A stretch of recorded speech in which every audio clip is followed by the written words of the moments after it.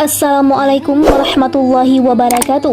Kembali lagi bersama channel YouTube Kepoin Islam. Apa kabar sahabat Islam semuanya? Semoga selalu dalam lindungan Allah Subhanahu wa taala. Setelah Allah menenggelamkan Fir'aun bersama dengan pasukannya ke dalam laut, lalu bagaimana kondisi Bani Israel pasca kematian Fir'aun? Allah Subhanahu wa taala berfirman, "Maka kami hukum sebagian di antara mereka, lalu kami tenggelamkan mereka di laut karena mereka telah mendustakan ayat-ayat kami dan melalaikan ayat-ayat kami. Dan kami wariskan kepada kaum yang tertindas itu bumi bagian timur dan bagian baratnya yang telah kami berkahi. Dan telah sempurnalah firman Rabb-Mu yang baik itu sebagai janji untuk Bani Israel disebabkan kesabaran mereka. Dan kami hancurkan apa yang telah dibuat Fir'aun dan kaumnya dan apa yang telah mereka bangun. Dan kami selamatkan Bani Israel menyeberangi laut itu, bagian utara dari Laut Merah. Ketika mereka sampai kepada suatu kaum yang tetap menyembah berhala, mereka Bani Israel berkata, 'Wahai Musa, buatlah untuk kami sebuah Tuhan atau berhala, sebagaimana mereka mempunyai beberapa Tuhan atau berhala.' Musa menjawab, 'Sungguh, kamu orang-orang yang bodoh. Sesungguhnya mereka akan dihancurkan oleh kepercayaan yang dianutnya, dan akan sia-sia apa yang telah mereka kerjakan.' Dia Musa berkata, 'Pantaskah aku mencari Tuhan untukmu selain Allah, padahal Dia yang telah melebihkan kamu atas segala umat pada masa itu? Dan ingatlah wahai Bani Israel, ketika kami menyelamatkan kamu dari Fir'aun dan kaumnya yang menyiksa kamu dengan siksaan yang amat sangat berat. Mereka membunuh anak-anak lelakimu dan membiarkan hidup anak-anak perempuanmu, dan pada demikian itu merupakan cobaan yang besar dari Rabb-Mu.'" Quran Surah Al-A'raf ayat 136-141. Allah menuturkan tentang kondisi Fir'aun dan pasukannya kala mereka tenggelam, bagaimana Allah mencabut kemuliaan, harta benda, dan nyawa mereka. Selanjutnya, Allah wariskan seluruh harta benda mereka seperti yang Ia firmankan. Demikianlah, dan kami anugerahkan semuanya itu kepada Bani Israel. Quran Surah Asy-Syura ayat 59. Dan kami hendak memberi karunia kepada orang-orang yang tertindas di bumi Mesir itu, dan hendak menjadikan mereka pemimpin dan menjadikan mereka orang-orang yang mewarisi bumi. Quran Surah Al-Qasas ayat 5. Dalam ayat ini Allah Subhanahu wa taala berfirman, "Dan kami wariskan kepada kaum yang tertindas itu bumi bagian timur dan bagian baratnya yang telah kami berkahi. Dan telah sempurnalah firman Rabb-Mu yang baik itu sebagai janji untuk Bani Israel disebabkan kesabaran mereka. Dan kami hancurkan apa yang telah dibuat Fir'aun dan kaumnya dan apa yang telah mereka bangun, yaitu Allah hancurkan semua itu, merampas kemuliaan mereka di dunia. Sang raja tewas bersama para ajudan, menteri dan pasukannya. Yang tersisa di Mesir hanya kalangan awam dan rakyat jelata." Ibnu Abdul Hakim menyebutkan dalam tarikh Mesir, saat itu kaum wanita Mesir menguasai kaum lelaki karena para istri mantan-mantan menteri dan pembesar menikah dengan lelaki-lelaki awam, sehingga mereka lah yang berkuasa. Tradisi wanita Mesir ini tetap berlaku hingga saat ini. Menurut versi ahli kitab, saat Bani Israel diperintahkan keluar dari Mesir, Allah menjadikan bulan tersebut sebagai awal tahun bagi mereka. Mereka diperintahkan agar setiap anggota keluarga menyembelih domba jantan. Jika mereka tidak mampu menghabiskan seekor domba jantan, maka ia harus mengajak tetangga-tetangganya untuk bersama-sama menghabiskannya. Saat menyembelih domba, hendaklah darahnya dituangkan ke ambang pintu rumah sebagai tanda rumah tersebut milik mereka. Kambing tidak boleh mereka makan dengan direbus, tetapi harus dipanggang bersama kepala, kaki, dan perut tanpa menyisakan bagian apapun. Tidak boleh mematahkan tulang, dan tidak boleh membawa sedikit pun keluar rumah. Harus dijadikan makanan selama 7 hari, dimulai dari tanggal 14 bulan pertama tahun itu.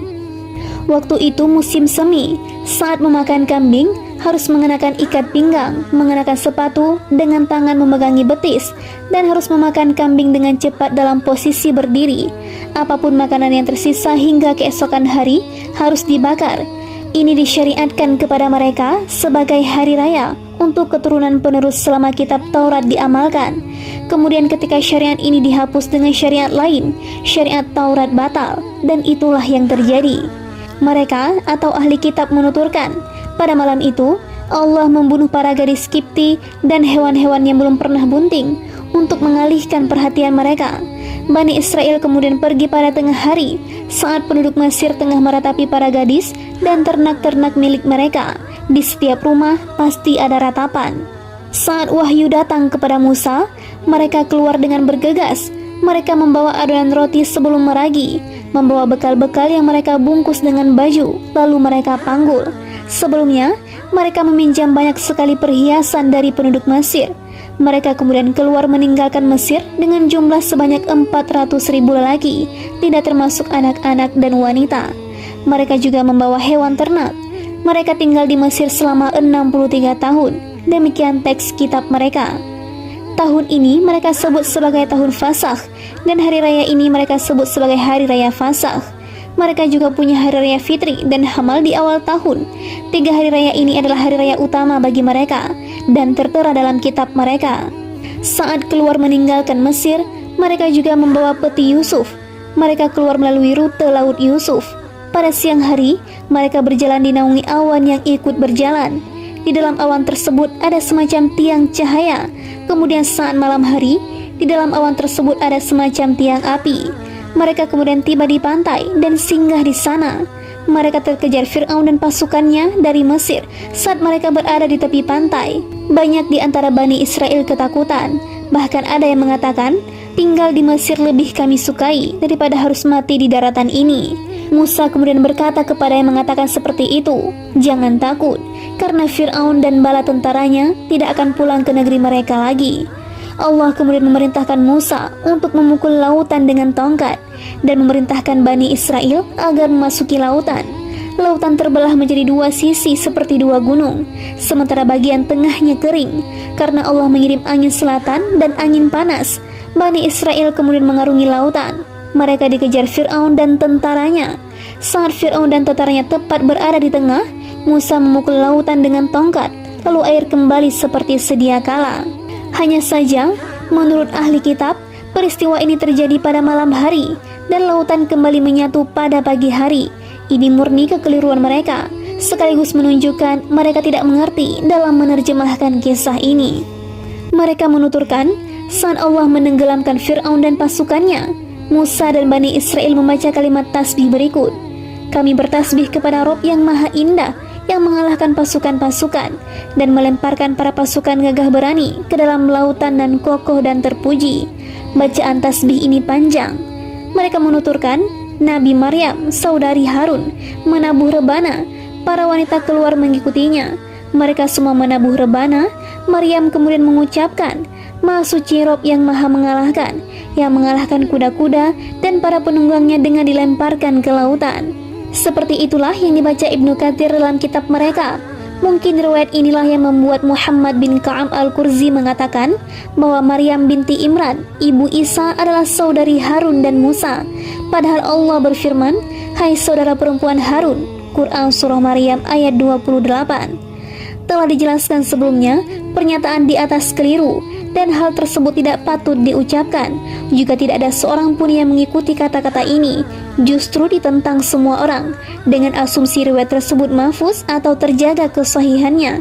Toh Maryam yang dimaksud adalah Maryam binti Imran, saudari Musa dan Harun, bukan Maryam ibu Isa. Ibu Isa memang memiliki kesamaan nama ayah dan nama saudara dengan saudari Musa ini, karena keduanya seperti yang disampaikan Nabi SAW kepada Mughirah bin Syu'bah saat ditanya penduduk Najran tentang firman-Nya, hai saudara perempuan Harun. Mughirah tidak tahu, kemudian bertanya kepada Rasulullah. Beliau menjawab, apa kau tidak tahu bahwa mereka memberi nama anak-anak dengan nama-nama para nabi? Hadis riwayat Muslim. Kata Nabi Maryam yang disebut di atas sama seperti seorang wanita dari keluarga kerajaan yang disebut Malikah atau Ratu, atau berasal dari istana pemerintahan yang disebut Amirah atau penguasa wanita. Meski sama sekali tidak ikut campur dalam mengurus kekuasaan, kata-kata yang digunakan secara majas atau kiasan, bukannya Nabi sebenarnya yang diberi wahyu. Menabuh rebana di hari raya agung seperti ini menunjukkan bahwa menabuh rebana pada hari raya adalah syariat umat sebelum kita, juga disyariatkan bagi kita. namun khusus untuk kaum wanita. Berdasarkan hadis dua budak wanita yang ada di dekat Aisyah, keduanya menabuh rebana pada hari-hari Mina, sementara Rasulullah berbaring dengan mengarahkan punggung ke arah mereka, sementara wajah beliau mengarah ke tembok. Saat Abu Bakar masuk, ia melarang mereka dan mengatakan, "Patutkah ada seruling-seruling setan di rumah Rasulullah?" Rasulullah kemudian mengatakan, "Biarkan saja mereka wahai Abu Bakar, karena setiap kaum memiliki hari raya, dan sekarang ini adalah hari raya kita." Menabuh rebana juga dianjurkan di hari-hari pernikahan dan menyambut kedatangan orang yang lama pergi. Ahli kitab menyebutkan, setelah menyeberangi lautan, Bani Israel pergi menuju negeri Syam. Mereka singgah selama 3 hari tanpa menemukan air, hingga ada yang berbicara sinis terkait kondisi yang terjadi. Mereka kemudian menemukan air beracun dan asin. Mereka tidak bisa meminum air itu. Allah kemudian memerintahkan Musa untuk mengambil sebilah kayu, lalu diletakkan di air tersebut. Air berubah menjadi tawar dan enak untuk diminum. Di tempat itulah Allah mengajarkan sejumlah kewajiban dan amalan-amalan sunnah kepada Musa, juga memberikan sejumlah wasiat kepadanya. Allah Subhanahu wa Ta'ala berfirman dalam kitabnya yang menentukan kebenaran kitab-kitab lainnya, "Dan kami selamatkan Bani Israel menyeberangi laut itu, atau bagian utara dari Laut Merah. Ketika mereka sampai kepada suatu kaum yang tetap menyembah berhala, mereka Bani Israel berkata, 'Wahai Musa, buatlah untuk kami sebuah Tuhan atau berhala, sebagaimana mereka mempunyai beberapa Tuhan atau berhala.' Musa menjawab, 'Sungguh kamu orang-orang yang bodoh. Sesungguhnya mereka akan dihancurkan oleh kepercayaan yang dianutnya, dan akan sia-sia apa yang telah mereka kerjakan." Quran Surah Al-A'raf ayat 138-139. Mereka mengucapkan kata-kata bodoh dan sesat seperti itu, padahal mereka telah melihat tanda-tanda kebesaran dan kuasa Allah yang menunjukkan kebenaran ajaran yang disampaikan utusan Allah, pemilik keluhuran dan kemuliaan. Ini disebabkan karena melintas di hadapan suatu kaum yang tengah menyembah berhala-berhala. Salah satu sumber menyebut berhala-berhala sapi betina. Sepertinya kaum Musa bertanya, kenapa mereka menyembah berhala-berhala itu? Mereka mengatakan bahwa berhala-berhala itu mendatangkan manfaat, menimpakan mara bahaya, dan dimintai rezeki melalui perantaranya saat tertimpa kesulitan. Sepertinya sebagian orang-orang bodoh membenarkan hal tersebut, lalu mereka meminta kepada Musa agar membuatkan Tuhan-Tuhan untuk mereka, seperti halnya kaum yang menyembah berhala-berhala itu. Musa kemudian menjelaskan kepada mereka bahwa berhala-berhala itu sama sekali tidak berakal ataupun mendapat petunjuk. Sesungguhnya mereka akan dihancurkan oleh kepercayaan yang dianutnya, dan akan sia-sia apa yang telah mereka kerjakan. Selanjutnya, Musa mengingatkan mereka akan nikmat Allah yang dianugerahkan kepada mereka, bahwa Allah melebihkan mereka di atas seluruh manusia pada zaman itu berkat ilmu dan syariat, adanya Rasul di tengah-tengah mereka, kebaikan dan karunia yang Allah berikan kepada mereka. Allah menyelamatkan mereka dari cengkraman Fir'aun yang sombong dan lalim. Allah membinasakan Fir'aun di hadapan mata mereka. Allah mewariskan harta benda, kebahagiaan dan bangunan-bangunan milik Fir'aun kepada mereka. Musa menjelaskan, ibadah hanya patut dipersembahkan untuk Allah semata yang tiada memiliki sekutu, karena Dia adalah pencipta, pemberi rezeki, dan maha mengalahkan. Hanya sebagian Bani Israel yang mengajukan permintaan ini, tidak semuanya. Bahkan kata ganti dalam ayat ini merujuk pada jenis, dan kami selamatkan Bani Israel menyeberangi laut itu, atau bagian utara dari Laut Merah. Ketika mereka sampai kepada suatu kaum yang tetap menyembah berhala, mereka atau Bani Israel berkata, "Wahai Musa, buatkanlah untuk kami sebuah Tuhan atau berhala, sebagaimana mereka mempunyai beberapa Tuhan atau berhala." Maksudnya, hanya sebagian saja yang meminta seperti itu. Sebagaimana firman Allah, "Dan kami kumpulkan seluruh manusia, dan tidak kami tinggalkan seorang pun dari mereka, dan mereka akan dibawa ke hadapan Rabb-Mu dengan berbaris. Sesungguhnya kamu datang kepada kami, sebagaimana kami menciptakan kamu pada kali yang pertama. Bahkan kamu mengatakan bahwa kami sekali-kali tidak akan menetapkan bagi kamu waktu memenuhi perjanjian." Quran Surah Al-Kahfi ayat 47-48. Orang-orang yang mengatakan seperti ini hanya sebagian manusia, bukan semuanya. Imam Ahmad menuturkan, Abdul Razak bercerita kepada kami, Ma'mar bercerita kepada kami, dari Zuhri, dari Sinan bin Abu Sinan Ad-Daili, dari Abu Waqid Al-Laythi, Ia menuturkan, kami pergi bersama Rasulullah menuju Hunain, lalu kami melintasi sebuah pohon bidara. Kami mengatakan, wahai Rasulullah, buatkanlah Zatu Anwat untuk kami, seperti halnya Zatu Anwat milik orang-orang kafir. Orang-orang kafir biasa menggantungkan persenjataan di pohon bidara, dan mereka berdiam diri di sekitarnya. Nabi SAW kemudian bersabda, Allahu Akbar, ini seperti yang dikatakan Bani Israel kepada Musa, buatlah untuk kami sebuah Tuhan atau berhala, sebagaimana mereka mempunyai beberapa Tuhan atau berhala. Juga diriwayatkan An-Nasa'i dari Muhammad bin Rafi, dari Abdul Razak dengan matan yang sama. Juga diriwayatkan At-Tirmizi dari Sa'id bin Abdurrahman Al-Makhzumi, dari Sufyan bin Uyainah, dari Zuhri dengan matan yang sama. At-Tirmizi selanjutnya mengatakan, hadis ini hasan sahih. Intinya, saat Musa meninggalkan Mesir menuju Baitul Maqdis, Musa mendapati suatu kaum yang berbuat semena-mena di sana. Mereka adalah kaum Haithani, Fazari, Kan'an, dan lainnya. Musa kemudian memerintahkan mereka untuk memasuki kota tempat kaum tersebut berada, memerangi mereka dan mengusir mereka dari Baitul Maqdis, karena Allah telah menakdirkan kota tersebut untuk mereka. Juga menjanjikannya melalui lisan Ibrahim Al-Khalil dan Musa Al-Kalim. Namun mereka enggan berjihad. Akhirnya Allah menimpakan rasa takut yang menguasai diri mereka. Allah membuat mereka bingung. Mereka berjalan lalu berhenti, pergi lalu kembali dalam rentang waktu selama 40 tahun lamanya, seperti yang Allah sampaikan. Dan ingatlah ketika Musa berkata kepada kaumnya, wahai kaumku, ingatlah akan nikmat Allah kepadamu ketika Dia mengangkat nabi-nabi di antaramu dan menjadikan kamu sebagai orang-orang yang merdeka, dan memberikan kepada kamu apa yang belum pernah diberikan kepada seorang pun di antara umat yang lain. Wahai kaumku, masuklah ke tanah suci atau Palestina yang telah ditentukan Allah bagimu, dan janganlah kamu berbalik ke belakang atau karena takut kepada musuh, nanti kamu menjadi orang yang rugi. Mereka berkata, wahai Musa, sesungguhnya di dalam negeri itu ada orang-orang yang sangat kuat dan kejam. Kami tidak akan memasukinya sebelum mereka keluar darinya. Jika mereka keluar dari sana, niscaya kami akan masuk. Berkatalah dua orang lelaki di antara mereka yang bertakwa, yang telah diberi nikmat oleh Allah. Serbulah mereka melalui pintu gerbang negeri itu. Jika kamu memasukinya, niscaya kamu akan menang. Dan bertawakallah kamu hanya kepada Allah jika kamu orang-orang yang beriman. Mereka berkata, wahai Musa, sampai kapanpun kami tidak akan memasukinya selama mereka masih ada di dalamnya. Karena itu, pergilah engkau bersama Rabbmu dan berperanglah kamu berdua. Biarlah kami tetap menanti di sini saja. Dia Musa berkata, ya Rabbku, aku hanya menguasai diriku sendiri dan saudaraku. Sebab itu, pisahkanlah antara kami dengan orang-orang yang fasik itu.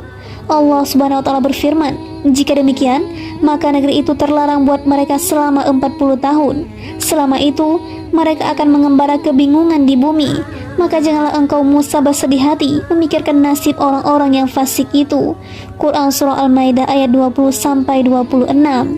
Nabi Musa mengingatkan mereka akan nikmat dan kebaikan yang Allah berikan kepada mereka, berupa karunia-karunia dalam agama dan dunia, memerintahkan mereka untuk berjihad di jalan Allah dan memerangi musuh. Musa berkata, wahai kaumku, masuklah ke tanah suci Palestina yang telah ditentukan Allah bagimu, dan janganlah kamu berbalik ke belakang karena takut kepada musuh, yaitu berbalik mundur dan enggan memerangi musuh-musuh kalian. Nanti kamu menjadi orang yang rugi, yaitu nanti kalian akan merugi setelah sebelumnya untung dan berkurang setelah sebelumnya sempurna.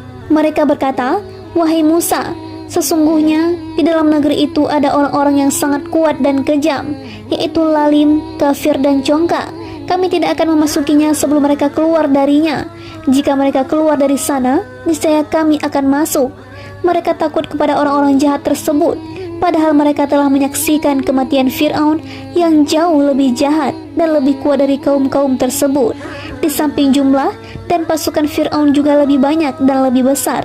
Ini menunjukkan Bani Israel tercela karena mengatakan seperti itu. Tercela dalam kondisi seperti itu karena merasa tiada berdaya untuk melawan musuh, melawan orang-orang congkak lagi sengsara. Banyak kalangan mufassir yang menyebutkan sejumlah kisah yang terkesan serampangan dan batil terkait hal ini, berseberangan dengan dalil nakli dan akli. Mereka menyebut bahwa kaum yang ada di Baitul Maqdis ini berbentuk besar sekali. Maka sebagian mufassir menyebutkan, saat para utusan Bani Israel datang menemui mereka, mereka disambut oleh salah satu utusan dari kaum yang lalim dan kejam itu.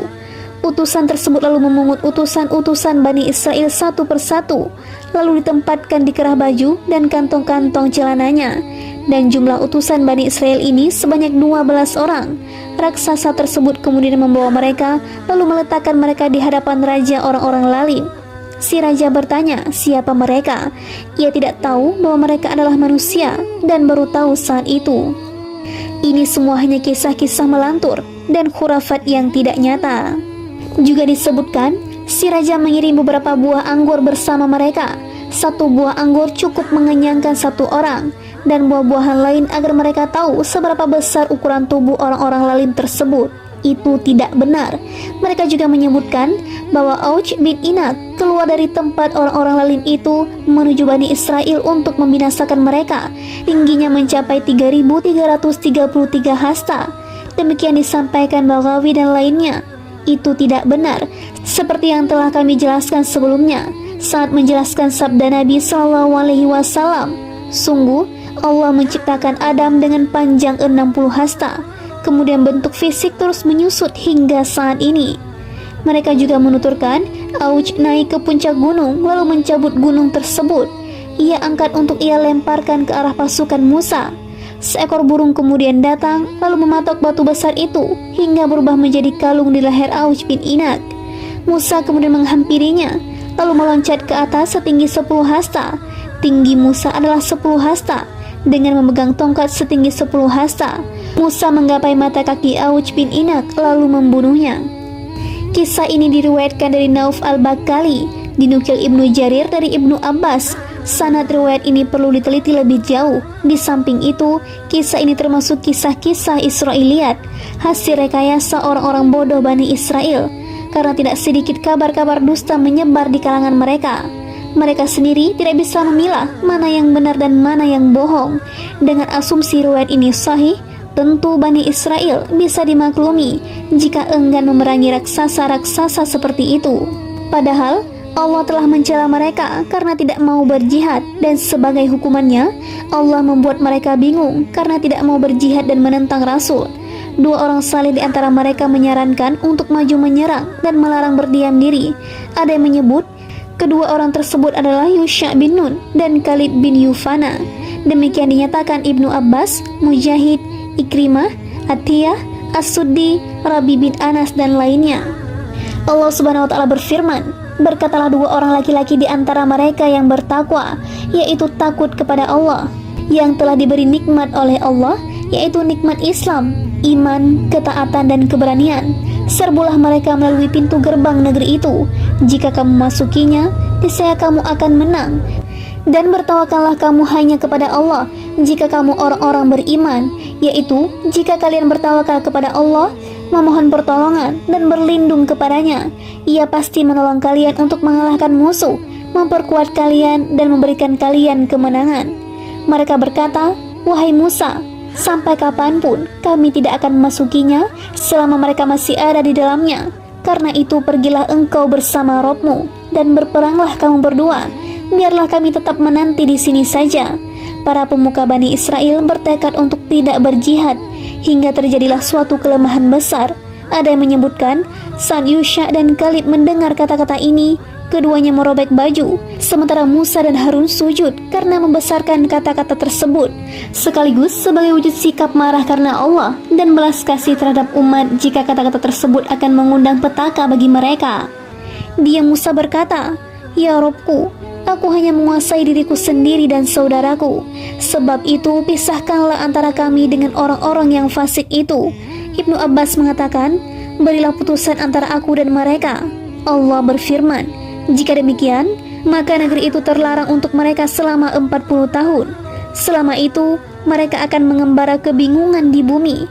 Maka janganlah engkau Musa bersedih hati memikirkan nasib orang-orang yang fasik itu. Karena enggan berjihad, mereka dihukum mengembara di bumi tanpa tahu arah, berjalan tanpa tujuan, siang dan malam, pagi dan sore. Ada yang menyatakan semua yang tertimpa kebingungan tidak ada yang bisa keluar. Mereka semua mati dalam rentang waktu 40 tahun. Tidak ada yang tersisa selain anak-anak dan istri-istri mereka, kecuali Yusha dan Kalib.